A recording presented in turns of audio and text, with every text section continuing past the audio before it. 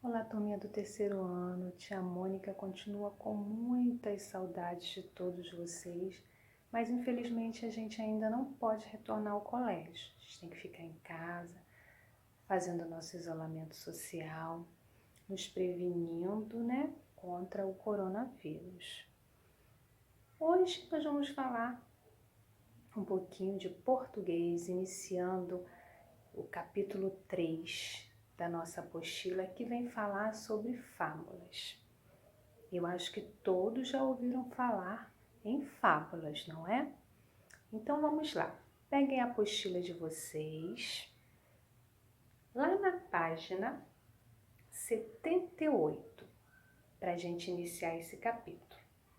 Na página 78, nós temos um texto que tem o título de Bichos Falantes.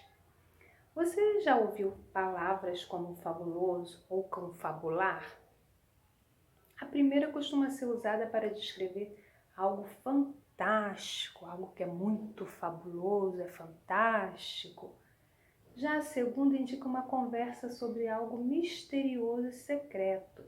Confabular, algo misterioso, algo muito secreto. Tudo isso se relaciona às fábulas, narrativas em que podem aparecer animais como personagens. Eles confabulam planos e estratégias que representam ações e comportamentos humanos. As fábulas trazem consigo uma das formas mais antigas de contar histórias. Nelas, por meio de uma linguagem simples, constrói-se uma moral, ou seja, uma reflexão sobre valores humanos. Então, a Beca e o Theo, eles estão fazendo um trabalho em dupla. Eles precisam encontrar uma história que tem animais como personagens. A bibliotecária disse aos dois que eles poderiam pesquisar fábulas. Na pesquisa, eles fizeram uma lista dos títulos que chamaram a atenção e separaram uma imagem. Vejam, observe aí a imagem. Tem uma lista de fábulas, não tem? A primeira que eles pesquisaram: o lobo e o cordeiro, depois a cigarra e as formigas, o leão e o ratinho, a raposa e as uvas, o rato do campo e o rato da cidade, o galo, o gato e o ratinho, o cachorro e sua sombra. Essa foi a lista de fábulas que a Beca e o Theo pesquisaram com a ajuda da bibliotecária. Na página 79, temos aqui uma roda de conversa.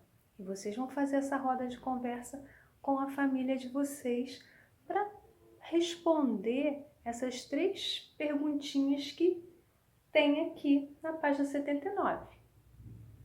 A primeira, tá? Descreva a imagem que eles separaram e o que os animais representam. Então, vocês vão olhar a figura na página 78 e vão descrever essa imagem para a família de vocês. 2. Pelos títulos que Theo e Beca separaram, a qual fábula a ilustração se refere? Por quê? Vocês vão olhar para a imagem e vão relacionar a imagem ao título, tá bom? E 3. Você conhece de memória alguma outra história em que os personagens são animais? Pode ser um conto, um filme ou um desenho animado. Escreva uma dessas histórias com começo, meio e fim. Então, se vocês conhecem alguma outra história em que os personagens são animais, vocês vão escrever aqui. Não esqueçam que tem que ter começo, meio e fim, tá bom? Na página 80, tem um texto, ele é bem grande. Eu vou sugerir para vocês que vocês façam como a gente faz lá no colégio. A gente não divide, quando o texto é bem grande, a gente não divide. Cada colega lê um parágrafo. Então, Aí com a família de vocês, vocês vão combinar.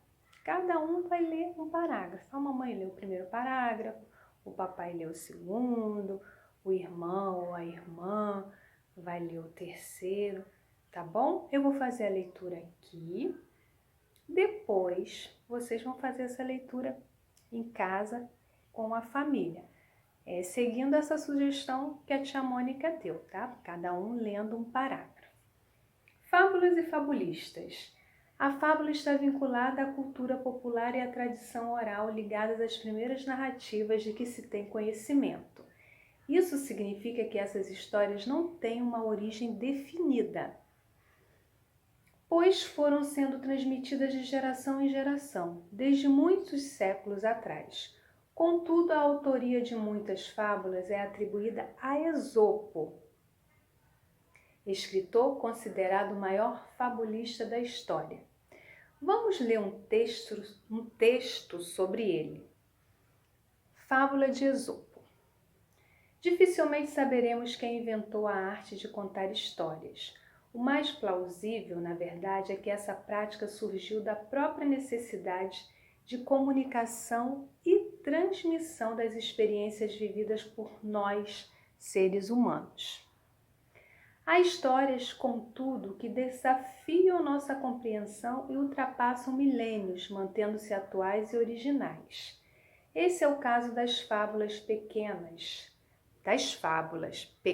narrativas que trazem suas mensagens grandes reflexões e lições de morais.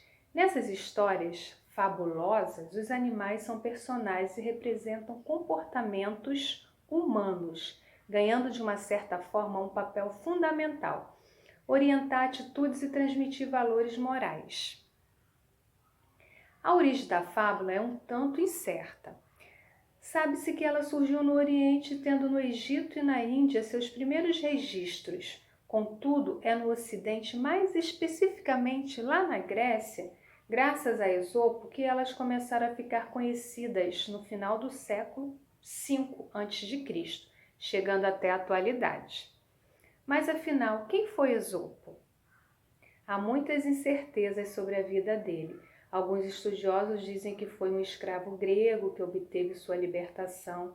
Ele teria sido executado injustamente pelos cidadãos da cidade de Delfos por suposta calúnia e difamação.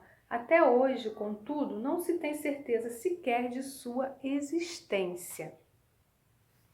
Em muitas histórias não havia indicação de autoria e todas elas começaram a ser atribuídas a Esopo, inclusive por importantes filósofos da época. O certo é que as fábulas começaram a ser divulgadas cada vez mais e Esopo ganhou o status de pai da fábula.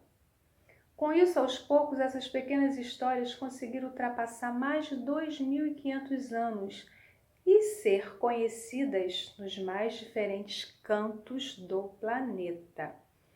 Hoje, as fábulas de Esopo são, sobretudo, importantes referências da literatura infantil e juvenil, tanto para criança quanto para jovem.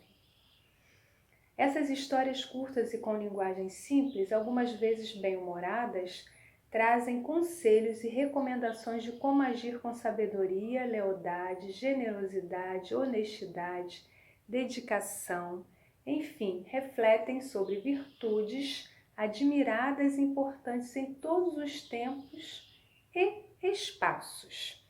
Aqui no final da página tem assim: acredite se quiser. Esopo existiu? Apesar de ser considerado o maior fabulista de todos os tempos, na verdade não se sabe se ele realmente existiu. Também não se sabe se ele realmente foi o autor das fábulas, que hoje chamamos de fábulas de Esopo. Na verdade, ele se tornou conhecido pelos comentários de filósofos e pelos modificadores de seu trabalho, que recontaram boa parte dessas narrativas.